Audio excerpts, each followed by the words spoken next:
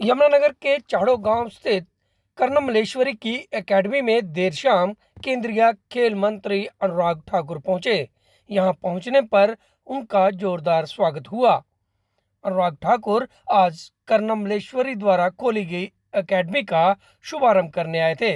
बता दें कि कर्णमलेश्वरी एक ऐसी खिलाड़ी थी जिसने वर्ष 2000 में सिडनी में कांस्य पदक लाकर भारत का तिरंगा वहां पर लहराया था।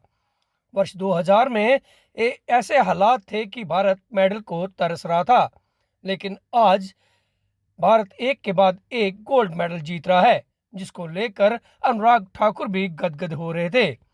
नीरज चोपड़ा को बधाई देते हुए कहा कि नीरज चोपड़ा एक ऐसा खिलाड़ी है जिसने एक के बाद एक मेडल भारत की झोली में डाले हैं और यही काम अब इस चैड़ों की कर्णमलेश्वरी एकेडमी में होगा।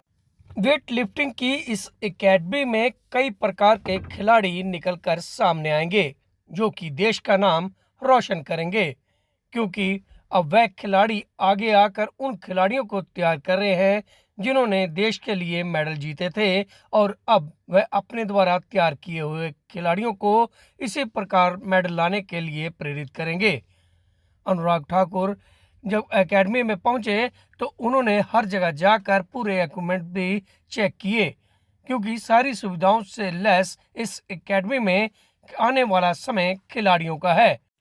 सभी सुविधाओं से लैस इस एकेडमी के हर इक्विपमेंट को अनुराग ठाकुर ने खुद चेक किया और कहा कि सारी सुविधाएं इस एकेडमी में है और जाहिर सी बात है कि जब ये सब कुछ खिलाड़ियों को यहीं पर मिलेगा तो खिलाड़ी अपने आप में निखर कर सामने आएंगे। नीरज चोपड़ा द्वारा दिए गए भारत की झोली में मेडल को लेकर जहां अनुराग ठाकुर बधाई दे रहे थे, तो वहीं उन्होंने कहा कि भारत का जब पाकिस्तान से जीतता है तो उस जीत का मजा ही कुछ और होता है और भारत इस जीत को बहुत धूमधाम से मनाता है।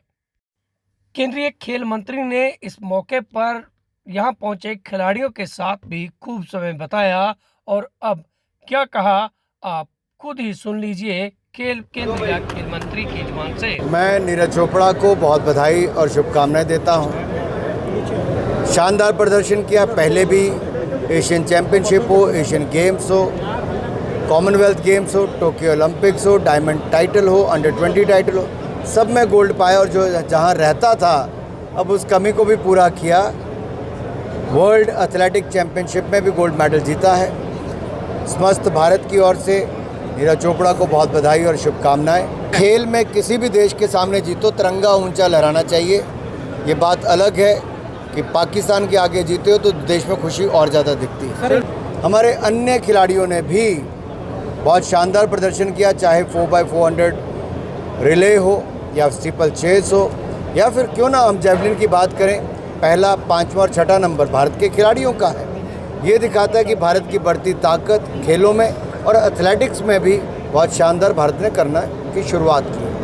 केंद्र सरकार ने भी हरियाणा की बहुत सहयोग किया और हरियाणा ने भी शानदार प्रदर्शन किया।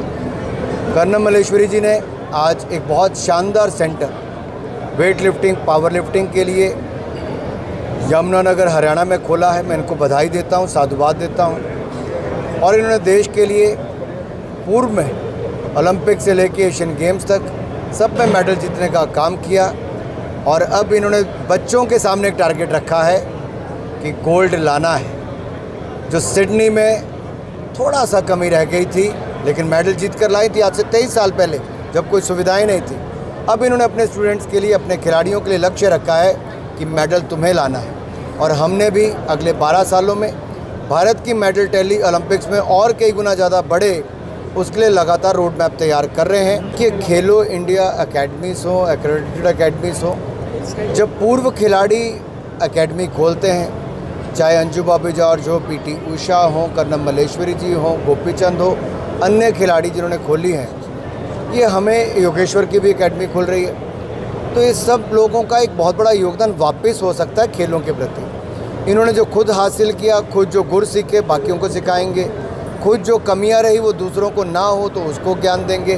भी खिलाड़ी खेलो इंडिया एकेडमीज़ में चुनकर आते हैं, एक्रेडिटेड एकेडमीज़ में। उन खिलाड़ियों के लिए 5 लाख रुपया बोर्डिंग लॉजिंग ट्रेनिंग के लिए दिया जाता है 1,20,000 रुपये बच्चों को जेब खर्च, यानी कि 6,20,000 रुपया एक खिलाड़ी के ऊपर खर्च होता है, ताकि उनके परिवारों पर बोझ ना पड़े। वो खिलाड़ी हमारे वर्तमान और भविष्य हैं।